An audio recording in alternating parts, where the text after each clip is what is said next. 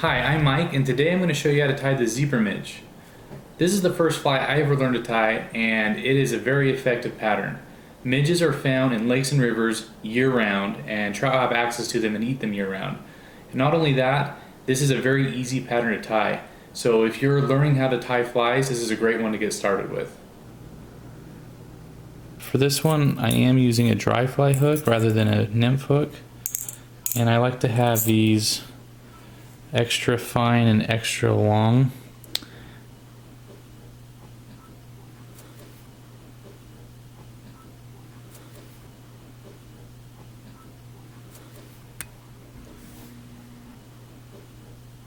First I'm going to go ahead and put on the bead using the vise there to help me out. These are small beads and small hooks.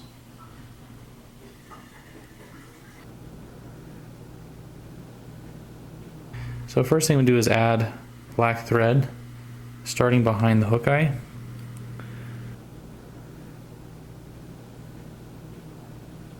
And I will trim off that tag in there. And I'm going to wrap that back towards the bend of the hook. Put down one layer of thread. If you look at these in the water, they are pretty thin as far as profile goes. So you don't want to overdo these. I'm using a 8 denier or 8.0 or 70 denier fly tying thread. So a pretty thin, one of the thinner threads that you can get for this for tying. I'm now going to add a silver wire to this. This wire imitates the segmentation on the midges in the water. If you look at a picture of them, they look like a small worm with segments. So this wire we're tying in is going to imitate that. So I'm going to wrap it back to the bend of the hook there and then come up to the front. And then I'm going to add just a little extra thread behind the eye and about to the middle and work my way up. And do that to just kind of build up a body. And then I'll go about a quarter of the way back. And then I'll just kind of taper from the head back. So you're going to take that silver wire and you're going to wrap that to create segments for your midge. And keep those pretty evenly spaced as you come forward. And then once you get up to the bead, go ahead and capture that wire with a couple of wraps.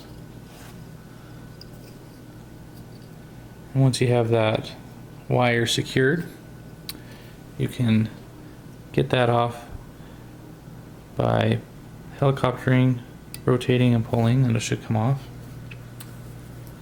And then finally, go ahead and whip finish it. Do a couple here, but we don't want it to come unwrapped. And then I do recommend adding a head cement or a resin so that this doesn't come untied. I'm going to go ahead and add a resin here as my glue, but you can do it either way.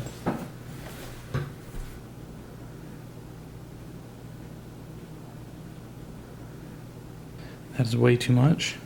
I'm going to get most of that off. Just need a little bit.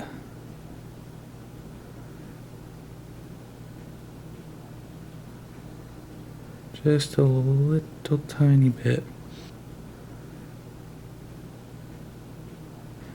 Alright, and then I'm going to go ahead and cure that with a UV light.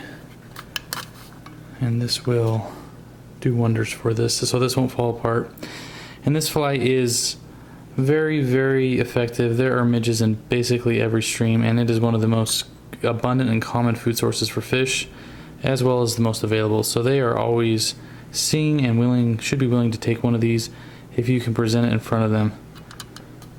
And there you have it, the Zebra Midge. All right, thank you so much for watching this video.